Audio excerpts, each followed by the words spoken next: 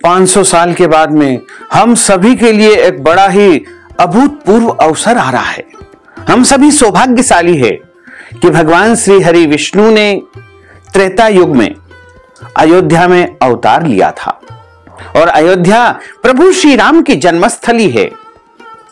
और 22 जनवरी 2024 के दिन प्रभु श्री राम वहां पर विराजित होने जा रहे हैं। हम सभी के लिए परम सौभाग्य का विषय है कि 22 जनवरी 2024 के दिन एक प्रकार से हम सभी भारतवासी नहीं वरन दुनिया में जितने भी सनातन धर्म को मानते हैं सभी दीपावली मनाएंगे, सभी अपने अपने घरों को रोशन करेंगे। हमारे लिए परम सौभाग्य का विषय है। लेकिन क्या आप जानते हैं कि अयोध्या का इतिहास क्या रहा है? शास्त्रों में अयोध्या के विषय में क्या बताया गया है?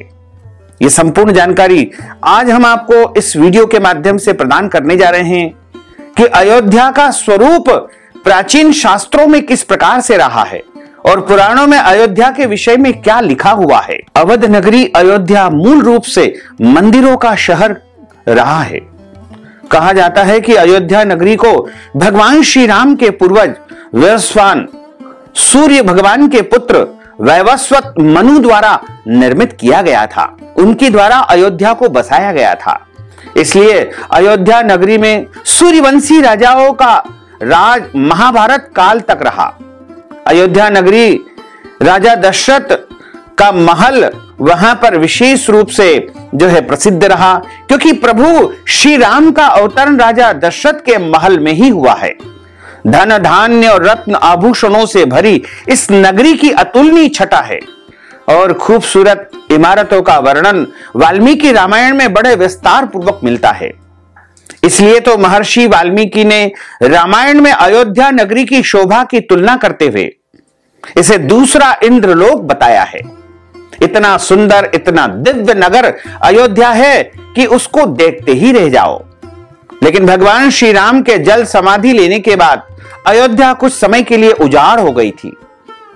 ऐसा कहा जाता है कि प्रभु श्री राम जी के पुत्र कुश ने फिर से अयोध्या का पुनर्निर्माण करवाया और इसके बाद सूर्यवंश की अगली 44 पीढ़ियों तक इसका अस्तित्व चरम पर रहा। इसके बाद महाभारत काल में युद्ध के बाद भी अयोध्या फिर से उजाड़ हो गई। पौराणिक कथा कहानियों के अनुसार प्राचीन काल में भगवान श्री राम के जल समाधि लेने के बाद और महाभारत युद्ध के बाद अयोध्या के उजाड़ होने और फिर से बसने का वर्णन कई धर्म ग्रंथों और पुराणों में मिलता है। लेकिन प्रभु श्री राम की जन्मभूमि अयोध्या और यहां बने श्री राम मंदिर को एक नहीं बल्कि कई बार आक्रमणों का सामना करना पड़ा। अयोध्या को नष्ट करने के लिए मुगलों द्वारा कई अभियान चलाए गए। मंदिर में बाबरी मस्जिद का एक ढांचा खड़ा कर दिया गया। भव्य मंदिर तोड़ करके मस्जिद वहां पर बनवा दी गई। लेकिन प्रभु श्री राम की जन्मभूमि कभी भी नष्ट न हो सकी। वैसे तो अयोध्या नगरी का इतिहास त्रेता युग से भी पुराना है, क्योंकि हमारे धर्म ग्रंथों में ऐसा लिखा हुआ है कि सप्तपुरी जिन्हें हम सबसे पवित्र मानते हैं, अयोध्या मथुरा माया काशी कांचिर अवंतिका पुरी द्वारावती चैव सप्तेदा मोक्षदायिका। ये 7 पुरियां जो मोक्ष देने वाली है उनमें एक अयोध्या भी आती है।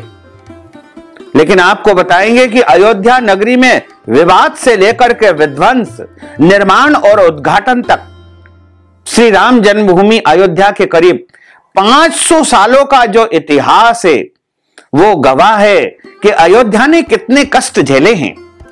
हमारे सनातन धर्म पर एक प्रकार से आघात हुआ था और हमारे कई देशभक्तों, कार सेवाओं करने वाले जो लोग हैं, जो राम भक्त हैं, उनकी मेहनत का ही परिणाम है कि आज प्रभु श्री राम का मंदिर बन चुका है और 22 जनवरी को प्रभु श्री राम गर्भगृह में विराजित हो जाएंगे। अयोध्या राम जन्मभूमि देश के सबसे लंबे चलने वाले केस में से एक है। राम जन्मभूमि का इतिहास बहुत पुराना है। 1528 से लेकर के 2023 एवं 2024 श्री राम जन्मभूमि के पूरे 495 वर्ष के इतिहास में कई प्रकार के मोड़ आए।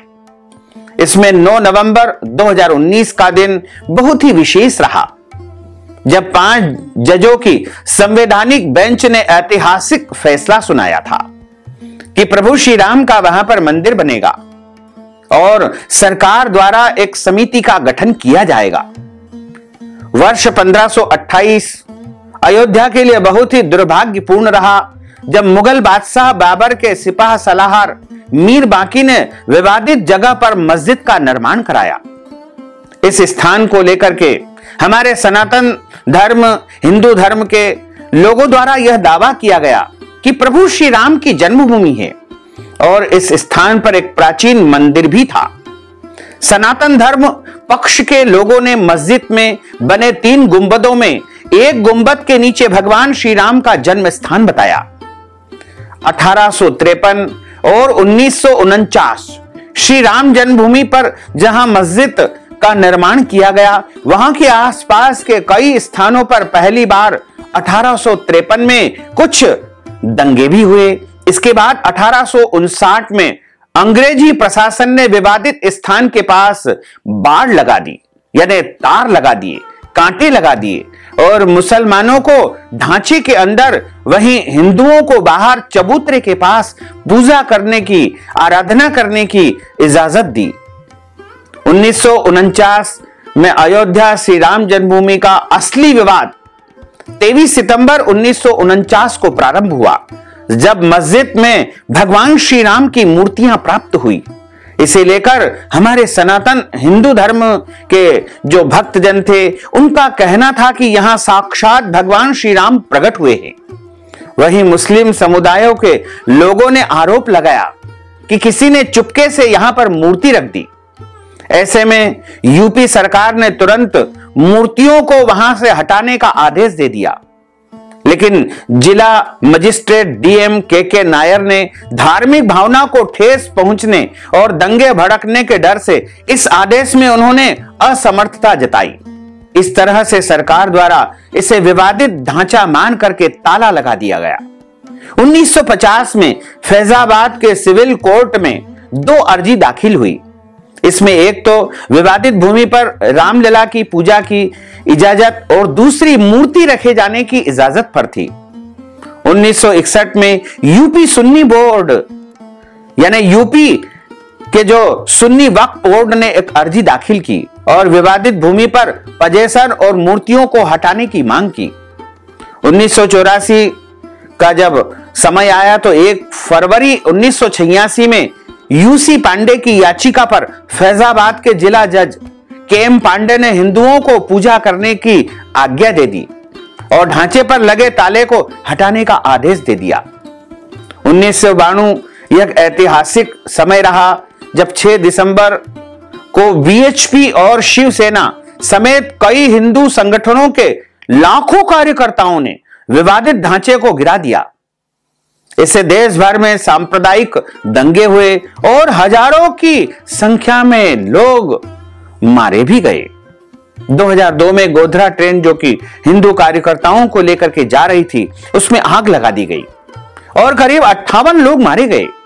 इसे लेकर के गुजरात में भी दंगे और आग भड़क गई और 2000 से अधिक लोग इस दंगे में मारे भी गए। 2010 का एक घटनाक्रम है, जब इलाहाबाद हाई कोर्ट ने फैसले पर विवादित भूमि को सुन्नी वक्फ बोर्ड, रामलला विराजमान और निर्मोही अखाड़ा के बीच 3 बराबर हिस्सों में बांटने का एक आदेश जारी कर दिया।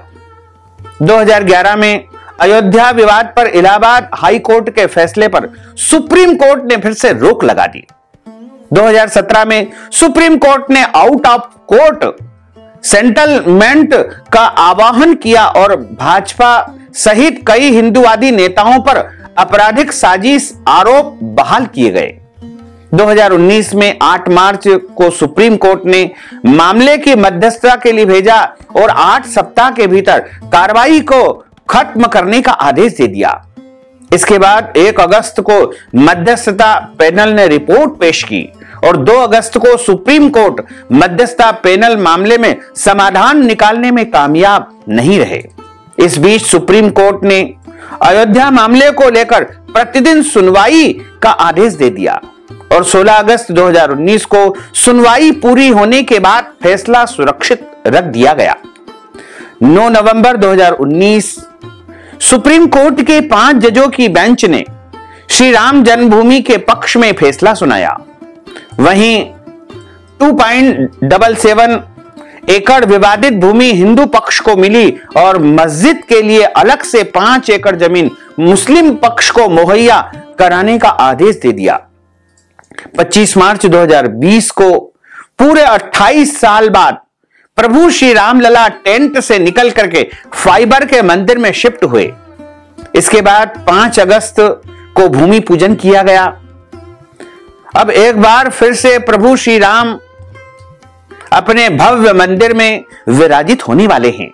22 जनवरी 2024 को प्रभु श्री रामलला के भव्य मंदिर का उद्घाटन होगा, स्थापना होगी, अभिषेक होगा, प्राण प्रतिष्ठा होगी।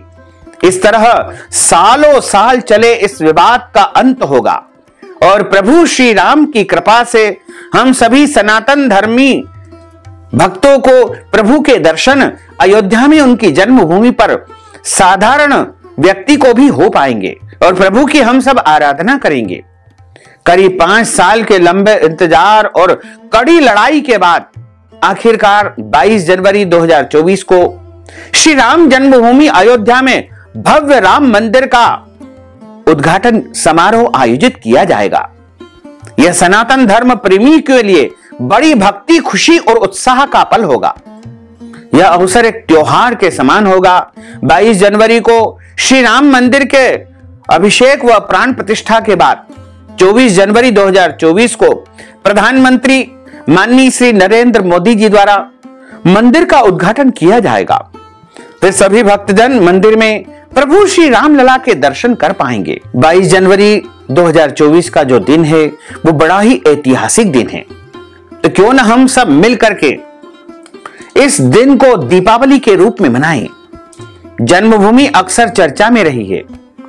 अयोध्या का श्री राम का मंदिर का जो इतिहास है वो तीर्थ नगरी का सतयुग में वैवस्वत मनु से लेकर के कलयुग और अभी तक चला आ रहा है। लेकिन हम सभी के लिए एक बड़ा सौभाग्यमयी सुअवसर आ चुका है कि प्रभु श्री राम दिव्य और भव्य मंदिर में विराजित होने जा रहे हैं।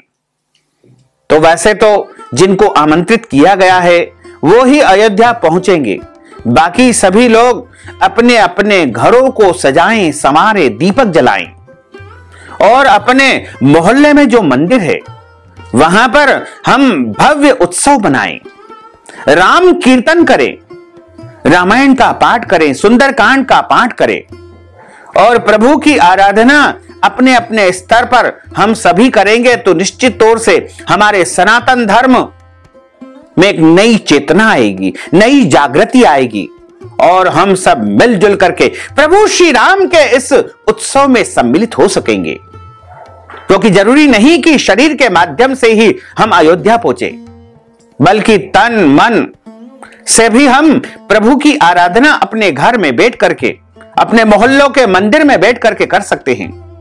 साथ ही हमारे माननीय प्रधानमंत्री जी ने सभी लोगों से आह्वान किया है कि अपने अपने मोहल्ले में जो मंदिर है उसकी अच्छी प्रकार से साफ सफाई करके वहां पर 22 जनवरी तक राम संकीर्तन लगातार चलता रहे, दीपोत्सव चलता रहे।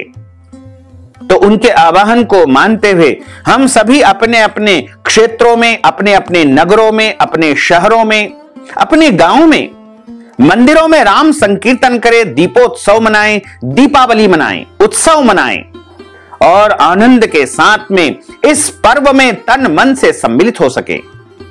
अयोध्या में जो मूर्ति स्थापित की जा रही है वो लगभग तय हो चुकी है और अरुण योगीराज की मूर्ति को ही लगभग फाइनल किया जा रहा है, जो बाल स्वरूप वाली है, श्याम वर्ण वाली होगी। राम मंदिर ट्रस्ट के अनुसार रामलला की अचल मूर्ति 51 इंच लंबी बनाई गई है, जिसमें 5 साल के बाल स्वरूप में प्रभु श्री राम कमल पर विराजित होते हुए हमें दर्शन देंगे।